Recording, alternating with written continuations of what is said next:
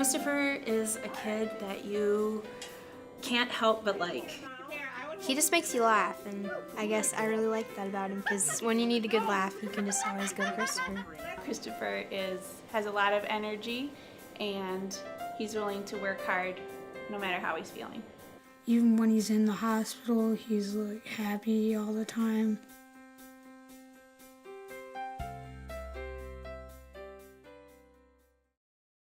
I am Christopher Turners. I am 10 years old. I was born at the University of Iowa Children's Hospital with a kidney disease, and I have a rare disease called eosinophilic esophagitis. When he was born, we just wanted to hear him cry. And he gave a faint little cry, not much. We had asked a local Catholic priest to be there to bless him right away when he was born. They held him up so I could see him briefly, and I didn't get to hold him, and they took him away. And then it's hour by hour, you're sitting there, you're worrying, you're praying. The first 24 hours were awful. They had prepared us that he would most likely not live, and if he did live, he'd be very, very sick. He was born with a birth defect called posterior urethra valves, which is a blockage in his urethra, so his lungs never developed. His kidneys were severely damaged, his bladder was severely damaged. He's had to spend lots of time in the hospital over the years, over 1,000 nights, and he's had a lot of surgeries. In the hospital, when we go down there, it's all about trying to just keep the spirits high. And Christopher is upset for about the first hour or two, and then he just knows this is what we have to do, this is where we're going, and this is what needs to be done, and he just copes. When I'm in the hospital, I kind of just lay in bed because I can't, either when I'm on the contact, or that means you can't go out of your room. We text a lot. You know, with the smartphones these days, I mean, you can text back and forth, you can send pictures and be goofy, send a bunch of emoji wars. Christopher will send me a few things, hi Dad, and I'll send him some funny pictures back, and the first thing I was going back and forth for an hour. Sometimes I read a book, sometimes I go to activity.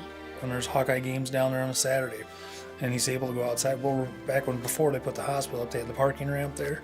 We used to run out to the corner of that, and you could sit on that corner post and peer kind of right down in the one end zone. We'd just sit there watching everybody. You just go into the game and listen to the opening music and all the sounds, and get a little feel of the Hawkeye life while you're there anyway, you know. He loves sitting one-on-one with little kids at the hospital who are going through similar things, and just hang out with them. Even as a child, he knows children die. I think that's his biggest demon. In 2007, he was also diagnosed with eosinophilic esophagitis, which is a rare autoimmune system disease which affects his GI tract. And if he eats something that he can't have, it's essentially like him ingesting a poison. You know how you guys can eat whatever you want? I can only eat certain foods, like rice, potatoes, eggs, and special kind of pancakes. He has a highly specialized formula that he gets through tubes in his stomach, a G tube or his J tube.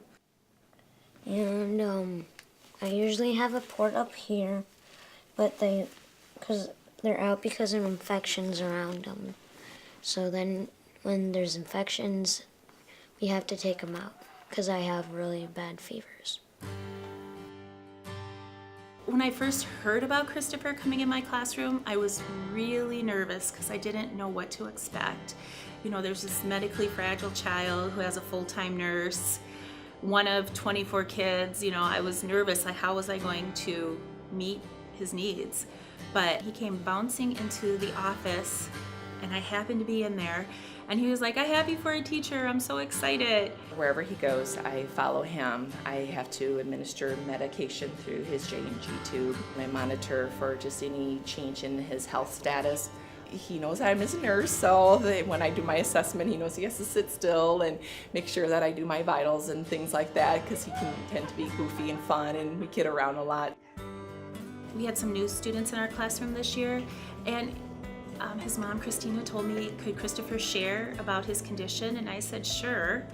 And he stood up there and talked about it. He even pulled up his shirt and showed his ports that he's fed through, and like it was no big deal. And by his attitude of it being no big deal, everyone else just kind of assumes that attitude. He's one of the kids that give you a hug every day as he's leaving and tells you to have a good night. He comes home about 3:30, 4 o'clock, and we do more meds. We're trying to contain his activity level so he doesn't get, more run down. It's never a hard choice to go, oh, that'll be great. He's all about that too.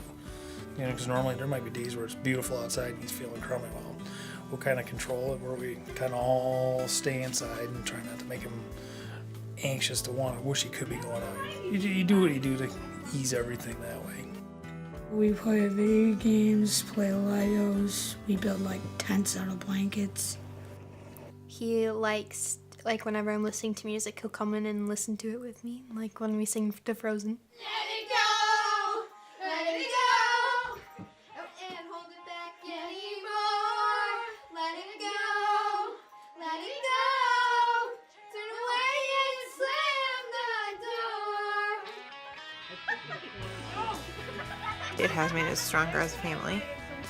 It does make us appreciate our time together a lot more. But you come home, they got a smile on their face, and they're just a big hug, and you know you can do it the next day.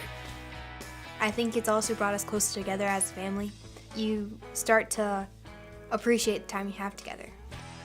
Honestly, I know the days I struggle so bad with it, and he gets up and just rolls with it. The kid's got to just have an amazing will to move forward, I guess. Just just stay strong, keep trying. Don't get your hopes down. His kidney right now is not doing the greatest, so we're dealing with that, and they're trying to make his kidney behave. That's taking a lot of work too. He has the biggest heart around. I think he will be able to conquer whatever he needs to conquer because